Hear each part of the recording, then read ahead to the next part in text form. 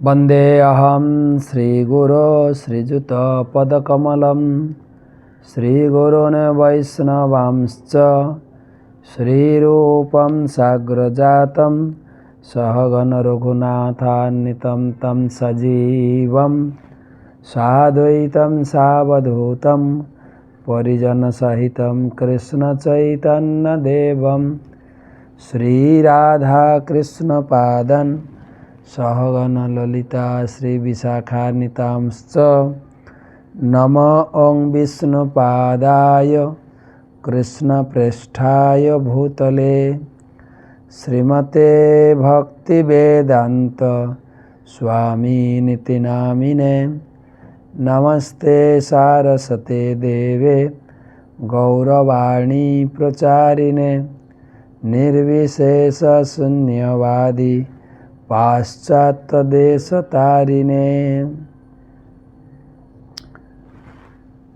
आजनुलम्बितभुजौ कनकावदातौ सङ्कीर्तनैकपितरौ कमलायताक्षौ विश्वम्भरौ द्विजवरौ जुगधर्मपालौ वन्दे जगत्प्रियकरौ करुणावतारौ। जय श्री कृष्ण चैतन्य प्रभु नित्यानंद श्री अद्वैत गदाधर श्रीवासदि श्री गौर भक्तबिंद।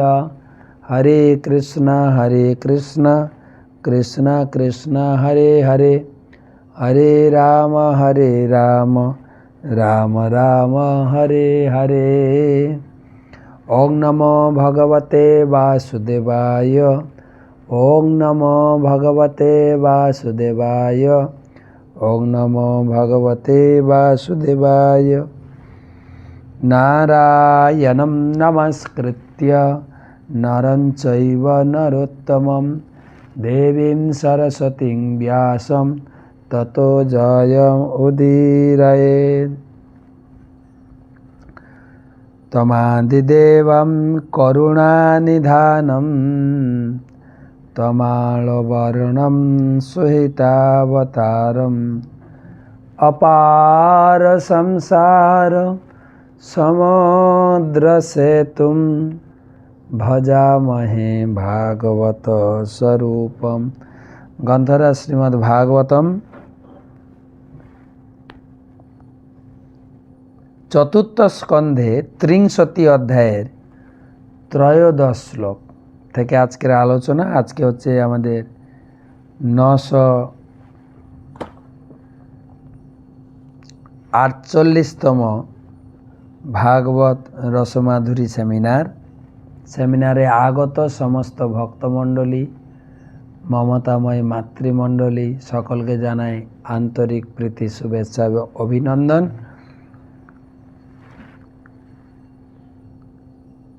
প্রথমে গুরুদেবের চরণে প্রণিপাত করে তার অহেতুকী কৃপা আশীর্বাদ প্রার্থনা করি। নমো ওং বিষ্ণুপাদায় কৃষ্ণপ্রেষ্ঠায় ভূতলে শ্রীমতে জয়পতাকা স্বামিনিতি নামিনে। নমো আচার্য পাদায় নিতাই কৃপা প্রদায়িনে গৌরকথা ধামদায় নগর গ্রাম তারিণে।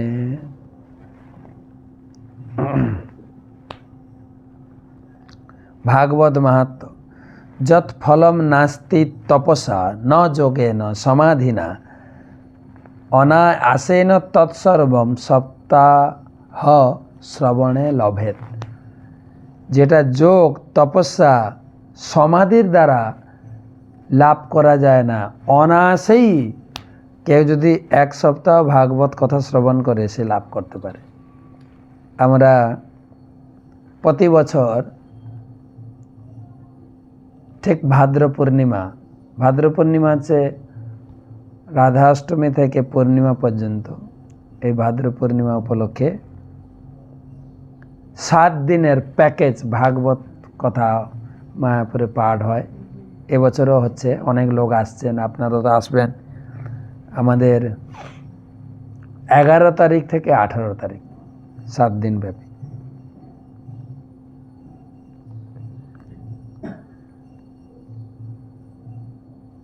তো যাই হোক, আমরা প্রতিদিন ভাগবত শ্রবণ করছি। অনায়াসেই আমাদের উদ্দেশ্য, আমাদের জীবনের সফলতা আমরা লাভ করবই, যেহেতু প্রতিদিন ভাগবত শ্রবণ করছি। এবং আপনাদের অনুরোধ করব, আশা করি আপনারা হাতে বই নিয়ে আমার সঙ্গে পড়ছেন। আমি ভাগবত পাঠক নই, কিন্তু আমি ভাগবত একজন পড়ুয়া, পড়ছি আপনাদের সামনে। যেহেতু গুরুদেবের নির্দেশ প্রতিদিন গীতা ভাগবতম পড়বে, তাই সকালে 3 মিনিটের গীতা পাঠ, সন্ধ্যার সময় আমরা বসে একসঙ্গে ভাগবত পাঠ করি। প্রতিদিন আপনার হাতে ভাগবতটা নিয়ে বসবেন। তো 13 শ্লোক থেকে আলোচনা। কণ্ডহ প্রম্লোচয়া লব্ধ্য কন্যা কমললোচনা তাং চাপবিদ্যাম জগৃহু ভুরুহা নিপনন্দনা। কণ্ডহ প্রম্লোচয়া লব্ধ্য কন্যা কমললোচনা তাং চাপবিদ্যাম জগৃহু ভুরুহা নিপনন্দনা। অনুবাদ: হে রাজা, প্রাচীন বহির্ষদের পুত্রগণ,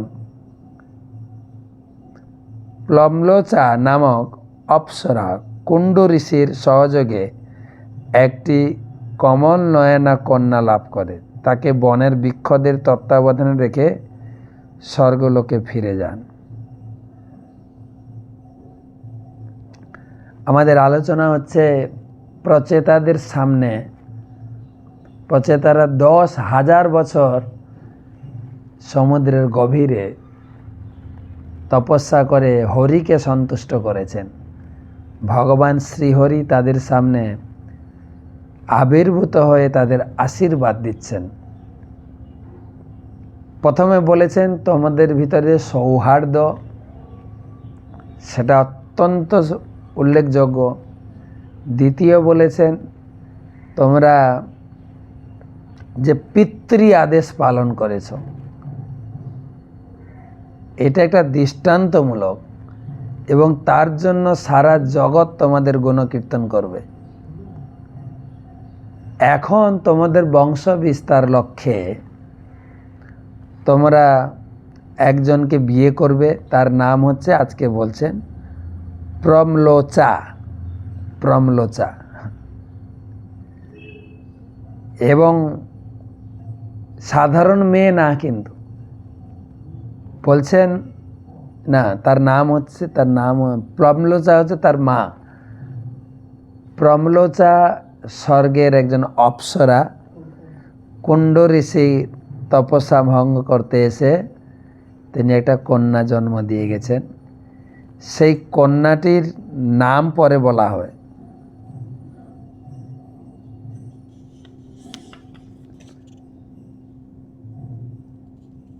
তাকে তোমরা বিয়ে করবে এবং তার থেকে একটি উত্তম পুত্র আসবে, এবং সেই পুত্র থেকে অসংখ্য তার পুত্র কন্যা অর্থাৎ পৌত্র পৌত্রী, এরকম করে বিশাল সংসার বৃদ্ধি হবে তোমাদের। প্রভুপাদ তাৎপর্যে লিখছেন ঘটনাটা কি ঘটেছিল। প্রম্লোচা আর কুণ্ড ঋষির কাহিনী প্রভুপাদ তাৎপর্য দিয়েছেন। যখন কোনো ঋষি জাগতিক শক্তি লাভের জন্য কঠোর তপস্যা করেন, তখন দেবরাজ ইন্দ্র অত্যন্ত ঈর্ষাপরায়ণ হয়ে ওঠে। আমাদের এমনি বলা হয় না যে ধর্ম বা এই ভক্তি চর্চার বাধা, কি বাধা? কামিনী আর কাঞ্চন। তুলসীদাস বলছেন, চালনা চালনা সব কই কহে, বিরামে পৌঁছে কই। সবাই বলছে ভজন করো, ভগবত ধামে ফিরে চলো, কিন্তু মুকামে পৌঁছাচ্ছে কজন? দুটো বাম পারে সবাই আটকে যাচ্ছে। এক কামিনী আর কাঞ্চন দুর্লভ ঘাটিয়াল দুই। এক হচ্ছে স্ত্রীলোক আরেকটা হচ্ছে টাকা পয়সা। এই জায়গায় গিয়ে সবাই আটকে যাচ্ছে, বাম্পারে আটকে যাচ্ছে, গাড়ি স্টার্ট বন্ধ, বাম্পারে উঠে। এটা তো জগতে রয়েছেই, স্ত্রীলোকের প্রলোভন বা টাকা পয়সার প্রলোভন, ঘর বাড়ি বিষয় সম্পত্তি। বহু লোক আশ্রমে আসেন, আশ্রমে পুরো জীবনকে উৎসর্গ করার জন্য ভগবানের সেবায়, কিন্তু তাও বহু লোক এসে চলে যাচ্ছে। যে কদিন থাকছেন ভগবানের সেবা করে সেটাই সুনাম। কিন্তু এটা তো গেলো জাগতিক, তার উপরে আবার ইন্দ্র। জাগতিকভাবে কেউ যদি, যারা এই সমস্ত ঋষি মুনিদের যে কথা আলোচনা হচ্ছে, কুণ্ড ঋষি, বিশ্বামিত্র মুনি, বড় বড় সৌভরী মুনি, তারা এই জগতের সমস্ত কামিনী কাঞ্চন থেকে মুক্ত হতে পেরেছিলেন। এই জগতের কোনো প্রকার কামিনী, কোনো প্রকার ধন সম্পদ তাদের চিত্তকে বিভ্রান্ত করতে পারতো না। কিন্তু তার পিছনে লেগে যায় ইন্দ্র। সেই সমস্ত যেরকম কুণ্ড ঋষির আলোচনা হচ্ছে, বিশ্বামিত্র মুনি, সৌভরী মুনি, যত মুনি ঋষিদের, তাদের তপস্যা ভঙ্গ করার জন্য স্বর্গ থেকে অপ্সরা ভাড়া করে আনতেন ইন্দ্র। ইন্দ্রর ভয় যেত, এই যদি তপস্যায় সিদ্ধি লাভ করে যায়, আমার রাজপথটা যাবে, আরেকজন এসে রাজা হয়ে, কেননা বহু পুণ্যবান হলে স্বর্গের রাজা হতে পারবে। সেই জন্য এসে তার ধ্যানটা ভঙ্গ করার চেষ্টা করেন। ব্রহ্মাণ্ডের কার্যকলাপ পরিচালনার জন্য সমস্ত দেবতাদের দায়িত্বশীল পদ রয়েছে এবং পুণ্যকর্মের প্রভাবে তারা অত্যন্ত যোগ্যতা সম্পন্ন। স্বর্গে যে সমস্ত একটা দায়িত্ব আছে, ইন্দ্র, চন্দ্র, বরুণ, অশ্বিনী কুমার, 33 কোটি দেবদেবতার যা যা দায়িত্ব আছে, বিশ্বকর্মা, দুর্গা, লক্ষ্মী, কার্তিক, গণেশ, যেরকম কার্তিক ডিফেন্স বিভাগ, সেনা বিভাগ, সিদ্ধিদাতা গণেশ, লক্ষ্মী হচ্ছেন অর্থমন্ত্রী স্বর্গের, বা এই বৈকুণ্ঠের পুরো অর্থমন্ত্রী। এক একটা বিভাগীয় দায়িত্ব। তো এখানে বলা আছে যে ভগবানের কি বলে ধ্যান যোগ তপস্যা করে তারা অনেক পুণ্য অর্জন করেছেন। তো তারা সাধারণ জীব, তবুও ব্রহ্মা, ইন্দ্র, চন্দ্র, বরুণ আদি অত্যন্ত গুরুত্বপদ তারা লাভ করতে পারেন। কোনো ঋষি যখন কঠোর তপস্যা করেন, তখন ইন্দ্র জড়জগতের স্বাভাবিক প্রবণতা অনুসারে অত্যন্ত ঈর্ষান্বিত হয়ে পড়েন। স্বাভাবিক, যার জন্য যখন পরীক্ষিত মহারাজের সামনে সুখদেব গোস্বামী ভাগবত পাঠ করবেন, তখন স্বর্গের রাজা ইন্দ্র সহ কয়েকজন দেবতা এসছেন অমৃত নিয়ে। পরীক্ষিত মহারাজকে, সুখদেব গোস্বামীকে বলছেন, এই অমৃত পরীক্ষিত মহারাজকে খাইয়ে দেন, তার বিনিময়ে আমাদেরকে ভাগবত কথা শোনান।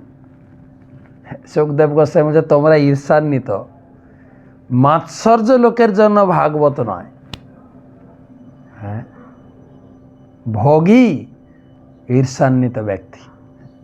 ভাগবত তাদের জন্য নির্মত সরানাম শতাম। আমি কেবল পরীক্ষিতকে ভাগবত শোনাবো তোমার। সেই জন্য শাস্ত্রে লেখা আছে, স্বর্গাদপি দুর্লভা, স্বর্গের লোকেদের জন্য ভাগবত অত্যন্ত দুর্লভ।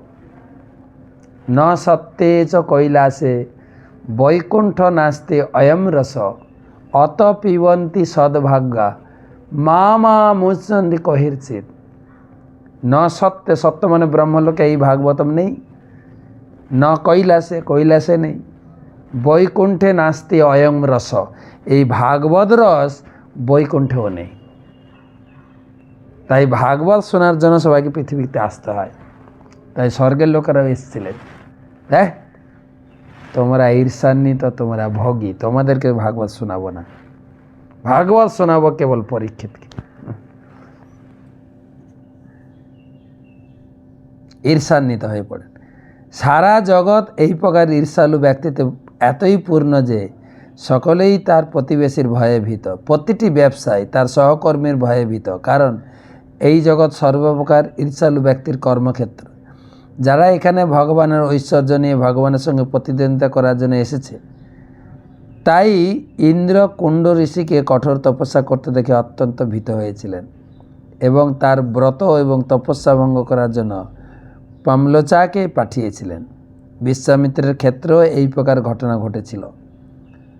শাস্ত্রে বর্ণিত অন্যান্য ঘটনা থেকে মনে হয় যে ইন্দ্র সর্বদাই ঈর্ষাপরায়ণ, আর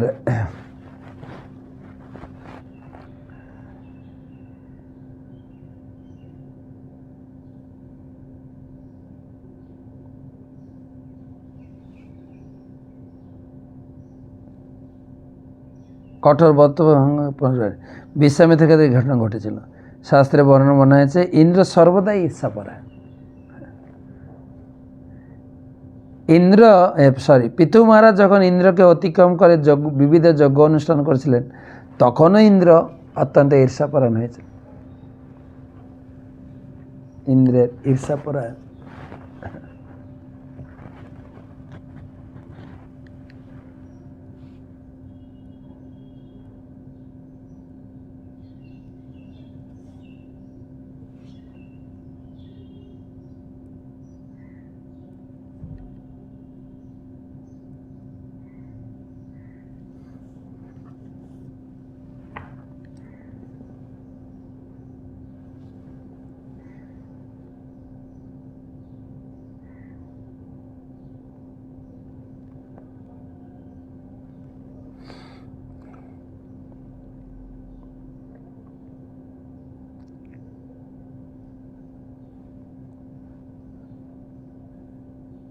দেবরাজ ইন্দ্র কণ্ডুমুনির তপস্যা ভঙ্গ করতে সক্ষম হয়েছিলেন। কণ্ডুমুনি প্রমলোচা নাম্নী অপ্সরা সৌন্দর্যে মোহিত হয়েছিলেন এবং তাদের সহবাসের ফলে একটি কন্যা উৎপন্ন হয়েছিল।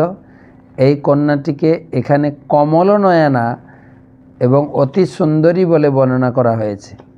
তার উদ্দেশ্য সাধন করে নবজাত সন্তানটিকে বৃক্ষের তত্ত্বাবধানে রেখে প্লম্লোচা স্বর্গে ফিরে গিয়েছিলেন। সৌভাগ্যবশত বৃক্ষরা সেই শিশুটিকে গ্রহণ করে পালন পোষণ করতে সম্মত হয়েছিলেন। ঋষি কণ্ড ঋষি এবং পংলোচার, কণ্ড ঋষির ঔরসে পংলোচার গর্ভে সেই সন্তান।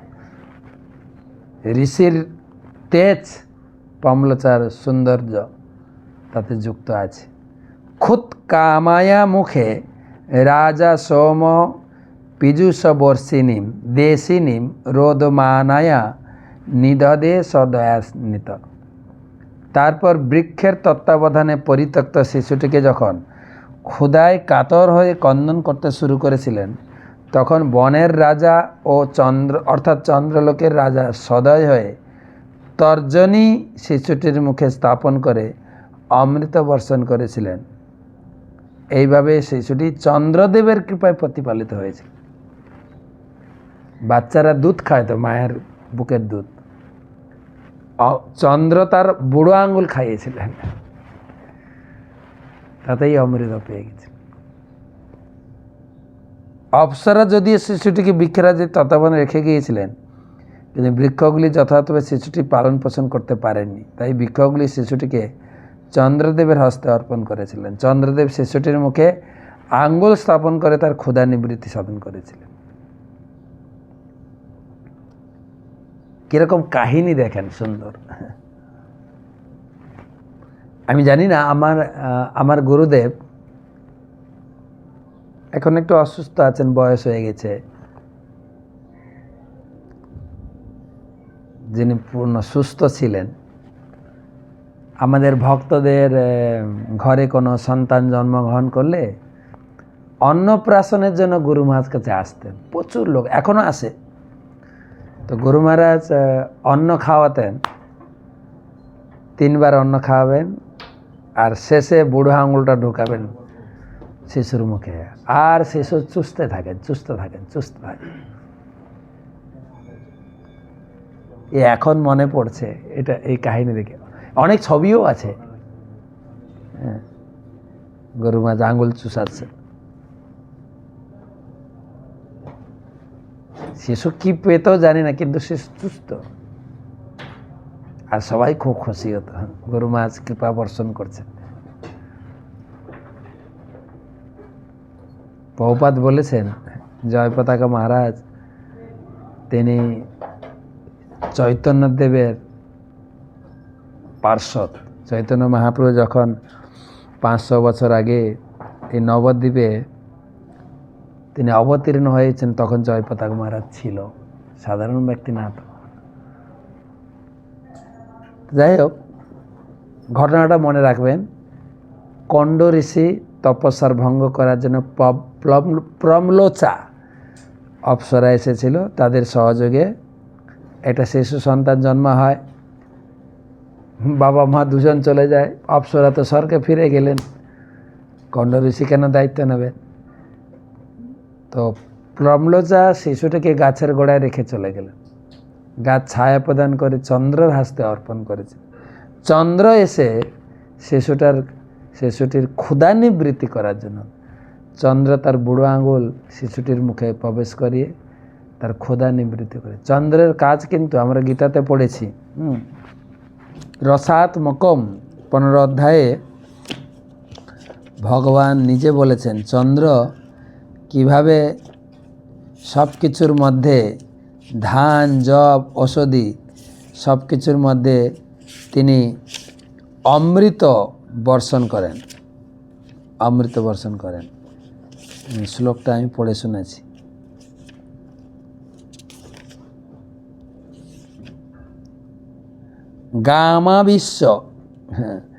গামা বিশ্ব চ ভূতানি ধারয়াম অহমজসা পুষ্ণামি চৌষধি সর্বা সমভূতা রসাত্মক।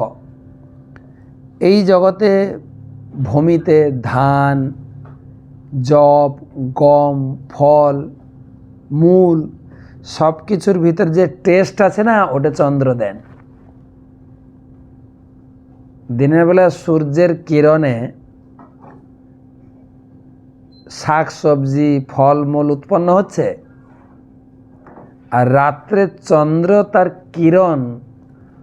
কিরণ বাড়ি বিতরণ করে সেই সমস্ত জিনিসের ভিতরে টেস্ট। পেয়ারার একটা টেস্ট, আপেলের একটা টেস্ট, টমেটো একটা টেস্ট, আলু, ভাত, গম সব আলাদা আলাদা টেস্ট। একটা আছে রসাত্মক টেস্ট, আর একটা হচ্ছে ঔষধি। ঔষধি, এক একটা গাছের জন্য এক একটা ঔষধ। যেরকম পথ্য বলা হয় না, পথ্য, এই রোগের জন্য এইগুলো খাবেন, এইগুলো খাবেন না। এক একটা ঔষধ খাওয়ারের সঙ্গে রোগের ঔষধের মিল রয়েছে, পথ্য। কাশি হয়েছে, বাসক পাতার রস খান, তুলসী রস খান, কাশি ভালো হয়ে যাবে। এক একটা, তো সেটাই বলা আছে চৌষধি। তো চন্দ্র শিশুটিকে খাওয়ালেন। আর প্রজা বিসর্গ আদিষ্টা পিত্র্যা মামানুবর্ততা তত্র কন্যাং বরা রোহাং তামন দহতমাচিরম। প্রজা বিসর্গ আদিষ্টা পিত্রা মামানুবর্ততা তত্র কন্যাং বরারোহাম তামোদহত মাচম। যেহেতু তোমরা সকলে আমার অত্যন্ত অনুগত, তাই আমি তোমাদের আদেশ দিচ্ছি, তোমরা এখনই সেই অত্যন্ত গুণবতী অপূর্ব সুন্দরী কন্যাটিকে বিবাহ করো, তোমাদের পিতার আদেশ অনুসারে তার থেকে প্রজা সৃষ্টি করো। পিতার আদেশ রয়েছে, তপস্যা করে, যেরকম আমাদের বাবা মারও চান যে আমরা পড়াশোনা করে চাকরি বা ব্যবসা কিছু ইনকাম করে বিয়ে করে সংসার বৃদ্ধি করব। সেরকম ভগবানও বলছেন তোমাদের পিতার যে নির্দেশ সেই অনুসারে তোমরা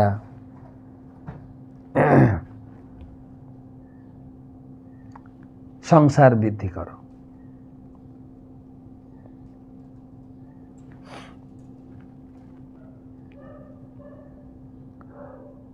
অপৃথক ধর্মশীলানাম সর্বেষাং সুমধ্যমা অপৃথক ধর্মশীলেয় ভূয়াৎ পত্নার্পিত সয়া। 16 নম্বর শ্লোক। ভগবান সেই কন্যাটি সম্বন্ধে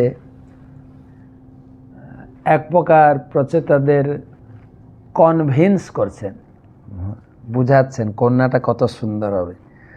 তোমরা সমস্ত ভাইরা সকলেই ভগবত ভক্ত এবং পিতার আজ্ঞাকারী পুত্র হওয়ার ফলে সমশীল, তেমনি এই কন্যাটিও তোমাদের সকলের প্রতি চিত্ত সমর্পণ করার ফলে ধর্মে ও চরিত্রে তোমাদেরই অনুরূপ সেই সুমধ্যমা সুন্দরীটি তোমাদের পত্নী রূপে গ্রহণ করো। ভগবান বুঝাচ্ছেন তাকেই বিয়ে করো, তাকেই বিয়ে করো। হয়তো ওরা মনে করতে পারে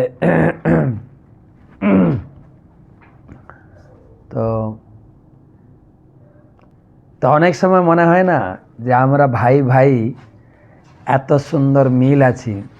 ভগবানও নিজে প্রশংসা করেছেন তোমরা নিজেরা সৌহার্দ্যপূর্ণ। এখন বিয়ে করলে ভাই ভাইয়ের মিল কেটে যায় না, দেখেন বিয়ে করলেই মিল কেটে যায়। সব ক্ষেত্রে হয় না, অনেক ক্ষেত্রে এখনও অনেক বাড়িতে এখনও 2-3 ভাই। কয়েকদিন আগে কোথায় গেলাম যেন, সব ভাই একসঙ্গে আছে।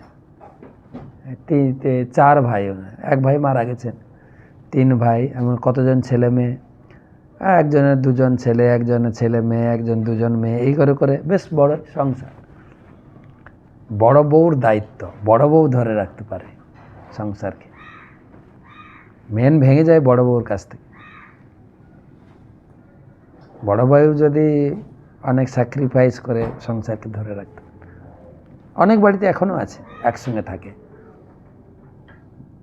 ঘরে হয়তো আলাদা ঘরে ঘুমায়, খাওয়া দাওয়া একসঙ্গে, ব্যবসা একসঙ্গে, চাকরি একসঙ্গে, ছেলে মেয়ে সব একসঙ্গে বসে খায়, পার্টি করে সব একসঙ্গে, একসঙ্গে সব পূজার জামা কাপড় যার যেটা পছন্দ। আমি যখন বাড়িতে ছিলাম আমার বাবা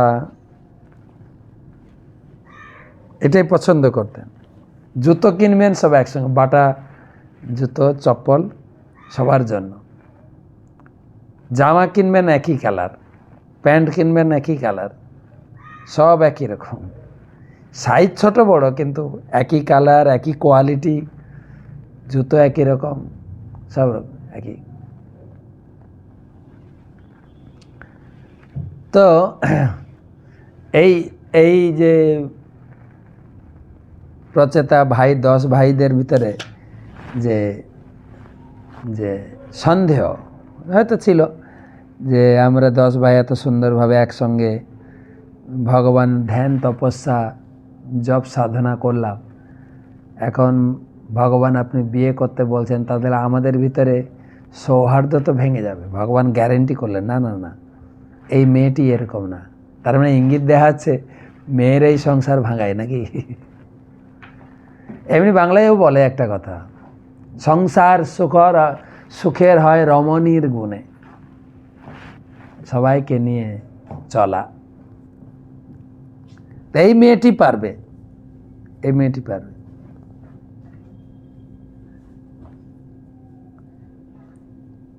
বৈদিক নিয়ম অনুসারে একজন পুরুষ যদিও বহু স্ত্রীকে বিবাহ করতে পারে কিন্তু স্ত্রীর একাধিক পতি থাকতে পারে না। কিন্তু কোনো কোনো বিশেষ পরিস্থিতিতে স্ত্রীকে একাধিক পতি গ্রহণ করতে দেখা গেছে, যেরকম দ্রৌপদী পঞ্চপাণ্ডবকে বিয়ে করেছিলেন। ভগবান তেমনি প্রাচীন বহির্ষদের পুত্রদের মহর্ষি কুণ্ডু এবং প্লবনচার কন্যাকে বিবাহ করার আদেশ দিয়েছিলেন। এটা নতুন খবর আপনারা পাচ্ছেন না? দ্রৌপদীর 5 স্বামী ছিল, আর এই মেয়েটির এখন 10 স্বামী। কিছু কিছু মহিলা এটা শুনে উৎসাহ পাবে না, আমরাও অনেকগুলো বিবাহ করছি, এই বিবাহ করে, তবে একসঙ্গে থাকছেন না, বিবাহ করছেন অনেক অনেক শুনছি। এটা আমার 3 নম্বর বিয়ে, আগের বিয়েটা গেছে, তারপরেটাও গেছে, তারপরেটা মারা গেছে। একজনকে ছাড়ছি, একজনকে, কালকে আলোচনা হচ্ছিল একটা প্রভুকে নিয়ে, যে প্রভু বিয়ে গেছে, না না ওইটা ছাড়াছাড়ি হওয়ার জন্য ডিভোর্স ফাইল হচ্ছে, ওটা হলে এটা রেজিস্ট্রি হবে। রেজিস্ট্রি পেপারও টিকছে না, আগে তো রেজিস্ট্রি ছিল না, এখন রেজিস্ট্রি করে 2 জন মত দিয়ে সব বিয়ে হয়েছে, তাও টিকছে না।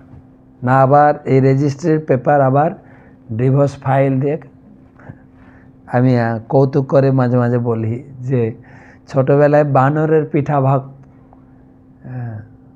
কাহিনী পড়ছিলাম। 2টো বিড়াল একটা বাড়ি থেকে একটা পিঠাই চুরি করেছে। এবারে নিজেদের ভিতরে ভরসা হচ্ছে না, ভাগ করে খাবো, বানর এসে গেছে ভাগ করতে।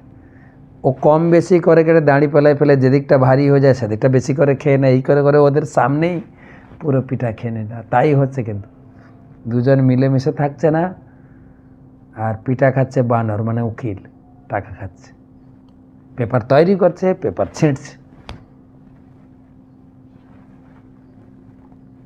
কোনো কোনো বিশেষ ক্ষেত্রে কন্যাকে একাধিক পুরুষে বিবাহ করার অনুমতি দেওয়া হয়েছে, যদিও তিনি সমস্ত পতিদের সমানভাবে সেবা করতে পারেন।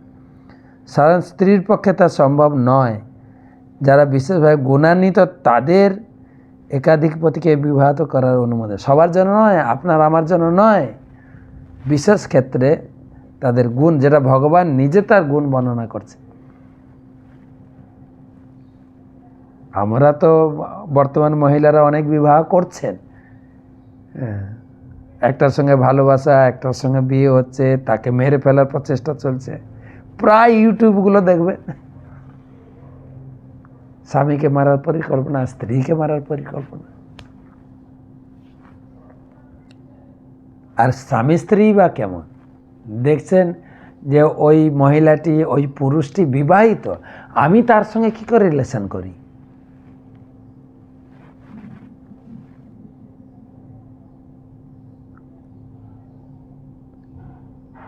সাধারণ স্ত্রীর পক্ষে সম্ভব নয়।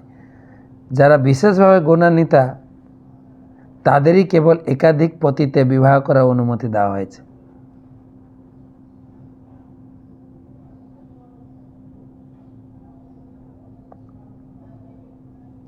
এই কলিযুগে এই প্রকার সমদর্শী কন্যা বিরল। বিরল যে সব 4-5টা স্বামী থাকলেও সবাইকে সমান দেখব না। তবে যেটা বললাম, যে অনেক বাড়িতে অনেক জয়েন্ট সংসার আছে, যে অনেক মহিলারা তারা মিলেমিশে, ভাইরা ভাইয়ের মতো, স্ত্রীরা বোনের মতো মিলেমিশে আছে অনেক জায়গায়, খুব বিরল।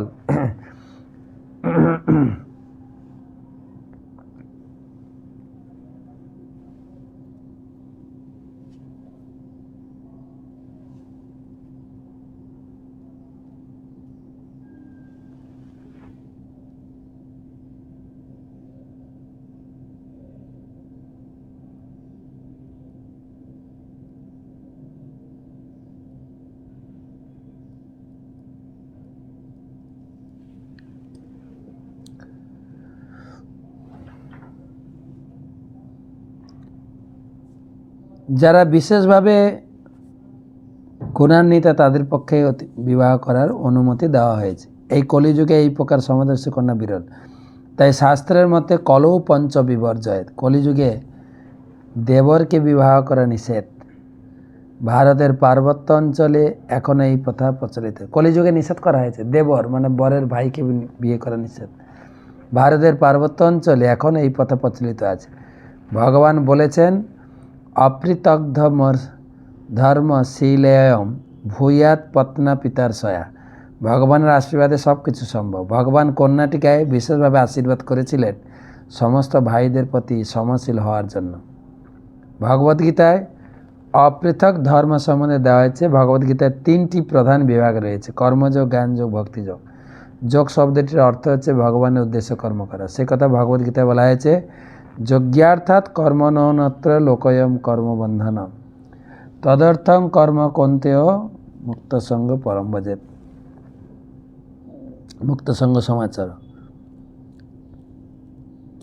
যোগ্য পুরুষ পরমেশ্বর ভগবানের তৃপ্তি সাধনের জন্য কর্তব্যকর্ম সম্পাদন করা যায়, তাকে বলা হয় অপৃথক ধর্ম। দেহের বিভিন্ন অঙ্গগুলি ভিন্ন ভিন্নভাবে কাজ করতে পারে, কিন্তু সেগুলি চরম উদ্দেশ্য হচ্ছে সমগ্র শরীরের পালন করা। তেমনি আমরা যদি ভগবানের তৃপ্তি সাধন করি, তাহলে আমরা দেখব যে সকলেই সন্তুষ্ট হয়েছে।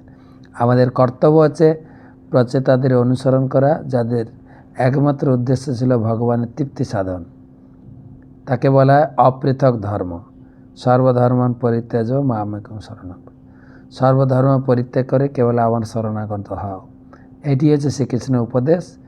আমাদের একমাত্র লক্ষ্য হওয়া উচিত ভগবানের তৃপ্তি সাধনের জন্য কৃষ্ণ ভাবনায় কর্ম করা। সেটি হচ্ছে একতা বা অপৃথক ধর্ম।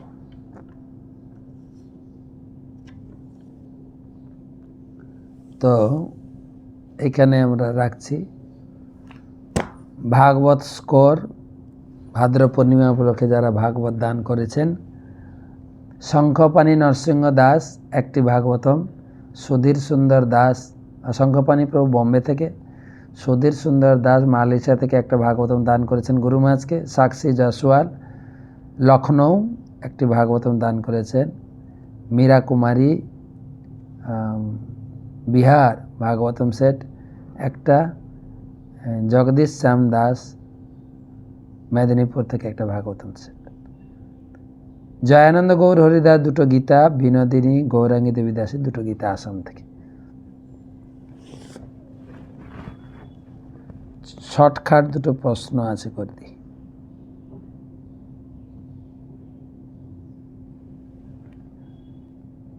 সুপ্রতিম পুরকাইত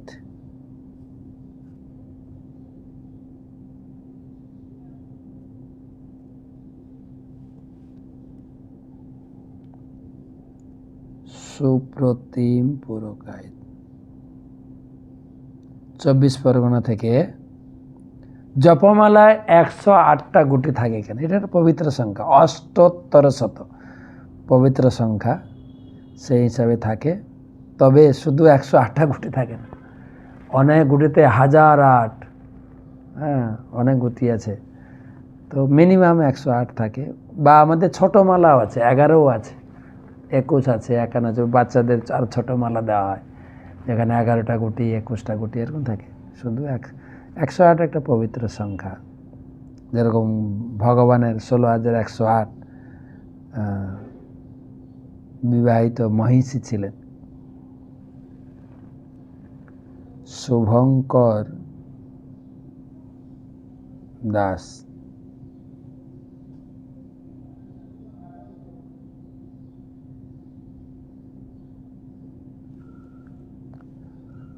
আলিপুরদুয়ার থেকে। আমার একটা প্রশ্ন ছিল, প্রচেতাদের মাত্র একটি সুপুত্র সন্তান কি করে হলো? হ্যাঁ, ভগবানের কৃপায়, যেটা বিষয়ে আলোচনা হচ্ছে, সবার হয়ে একটা সন্তান কিভাবে হলো আমাদের বিচারে বলা মুশকিল আছে। ভগবানের কৃপায়, ভগবানের কৃপায় ঘরে সন্তান আসে, ভগবানের দান। আমি আগে বলেছিলাম, কয়েকদিন আগে আমার একজন পরিচিত বোন থাকে, কানাডা থাকে, তার ছেলের জন্মদিনে আমি উইশ পাঠিয়েছি। তখন সে সঙ্গে সঙ্গে লিখেছে, ভক্ত না, সঙ্গে সঙ্গে লিখেছে যে আজকের দিনটি হচ্ছে আমার সব থেকে গুরুত্বপূর্ণ। আমি বললাম কেন? না, এই দিনে আমি আমার একটা ভগবানের থেকে গিফট পেয়েছি, আমার ছেলে হয়েছে। এই অনুভব ভগবানের কৃপা। তো কালকে তো বৃহস্পতিবার, কালকে চৈতন্য সুধা মাধুরী পাঠ করব। আবার এই হাওড়াতেই আছি, আমতাতে। তো কালকেও ওই আশেপাশে থাকবো, সাঁতরাগাছি, রামরাজাতলা, এই আশেপাশে থাকবো। কালকে আপনাদের সঙ্গে পাশাপাশি থাকলে দেখা হবে। হরে কৃষ্ণ, শুভরাত্রি।